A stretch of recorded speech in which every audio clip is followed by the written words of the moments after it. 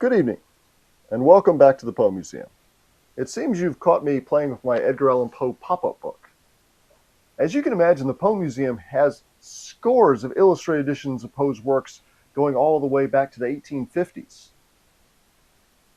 But if you had to ask me, what's the best illustrated edition of Poe's works? What's the one Poe artist you really need to know? Well, that will be the subject of tonight's installment of the Curator's Crypt.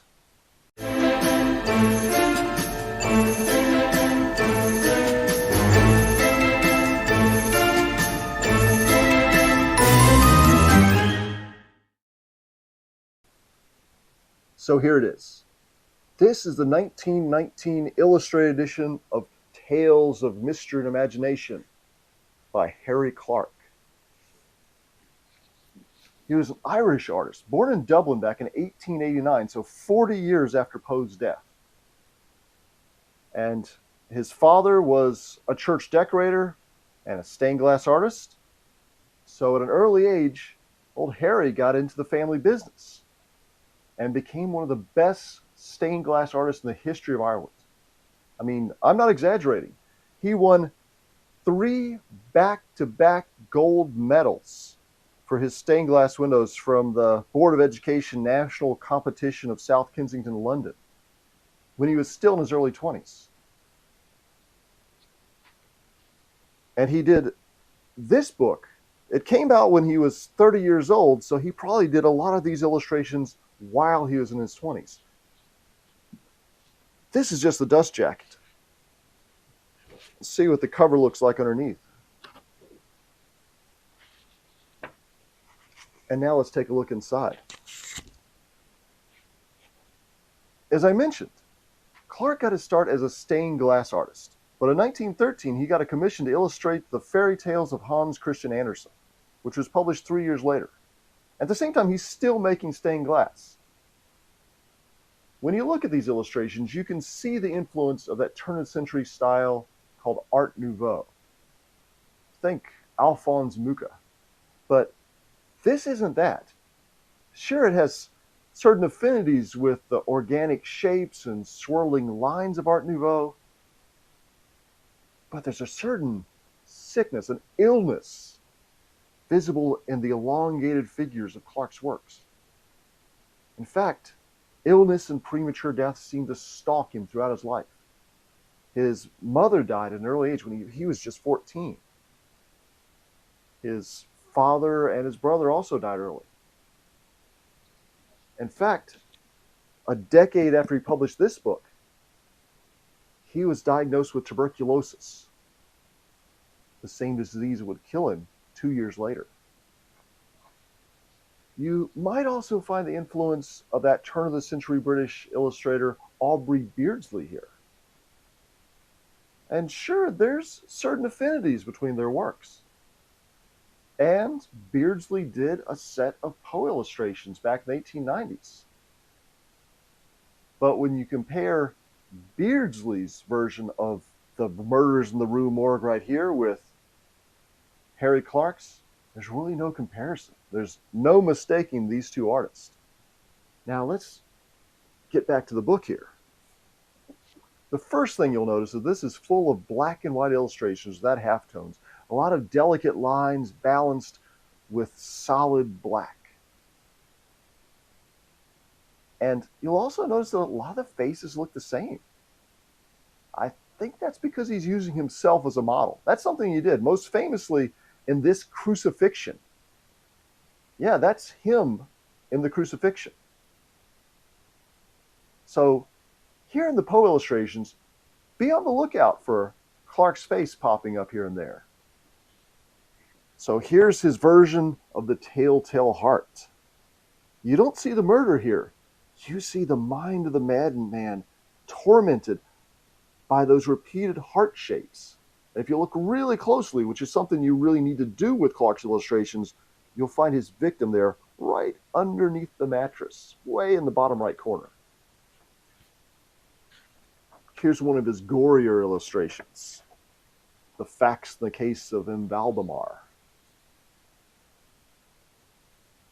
You can see here he's illustrating the line, "Upon the bed there lay a nearly liquid mass of loathsome, of detestable putridity." And you can see blood gushing out of the corpse's head. Pretty horrific stuff for 1919. But look right back here. This is one you ought to know. The premature burial. Here he's illustrating the line, "Deep, deep, and forever into some ordinary and nameless grave." Does this one look familiar? It probably should. It turns up all over the place, and t-shirts and postcards, even movie posters. Here's the American International Pictures poster for The Oblong Box with Vincent Price and Christopher Lee. That's clearly derived from Clarke's illustration. But they also used the same illustration in their poster for the movie The Fall of the House of Usher, also starring Vincent Price. They figure as long as somebody's in a box, that works as a movie poster. It seems like the one place that American International Pictures didn't use Harry Clarke's premature burial artwork was in their poster for their film, The Premature Burial. So by now you're probably thinking, sure, these are some really interesting illustrations, but it's a shame they're all in black and white. This guy's a stained glass artist. Shouldn't he be incorporating some color into his designs? Well, you're in luck. 4 years later, in 1923, which is a year after the Poe Museum opened, he came out with another edition. This one has color. There, right off the bat, a color version of the Telltale Heart. This one actually depicts the scene of the crime. And remember how I told you to watch out for Harry Clarke's face in his artwork? Who do you think he used as a model for his portrait of Poe right there? I think that's Clarke playing dress-up as Edgar Allan Poe. And here he's added extra weird illustrations to decorate the table of contents page. These weren't in the earlier version.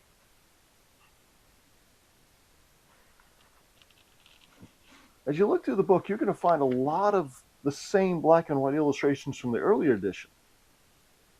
But this time we have several new artworks in color. And this is one for everybody's favorite story, The Colloquy of Monos and Una. You've probably never heard of that one, but it sure makes a great artwork, doesn't it? And you can tell just from looking at this, this is somebody who understands the luminosity of color and stained glass. And you can tell just from the few years that elapsed between one edition and the other that his artwork has evolved. It's become stormier, wilder, and more weird. One of his contemporaries thought that he must have been born on the dark side of the moon.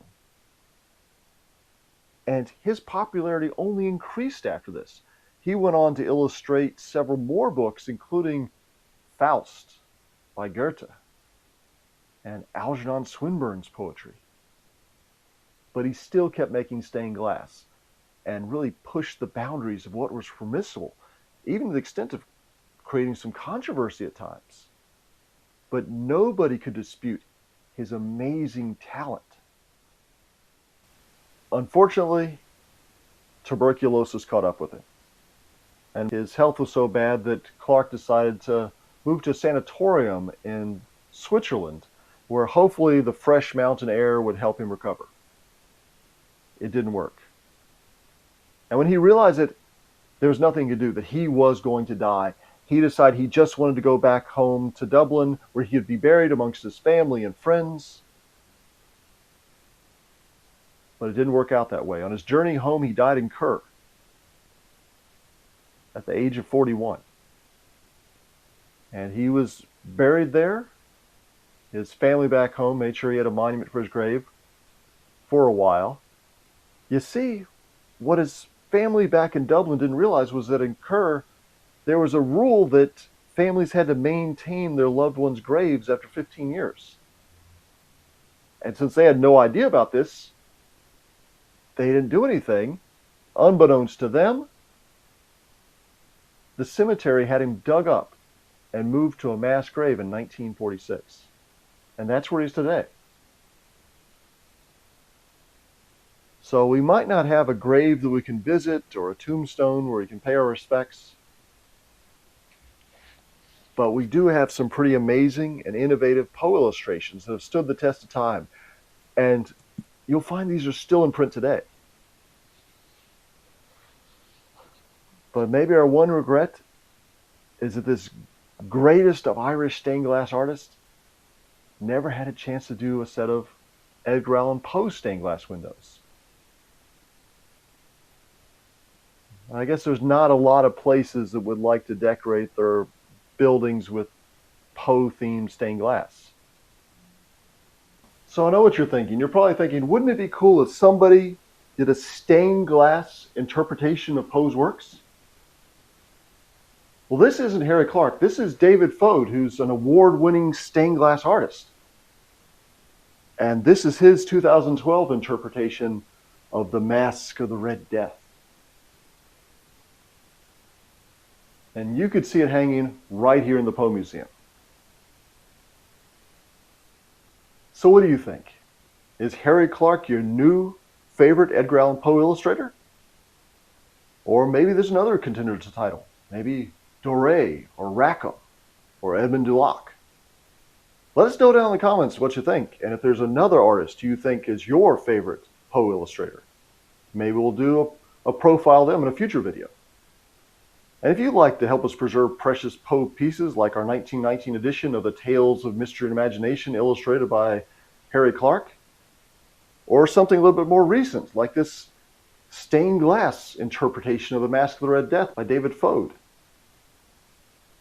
why not support the Poe Museum or become a member at poemuseum.org. And until next time, thanks for joining us, and I leave you with more gratuitous footage of the Poe Museum cats doing Poe Museum cat stuff.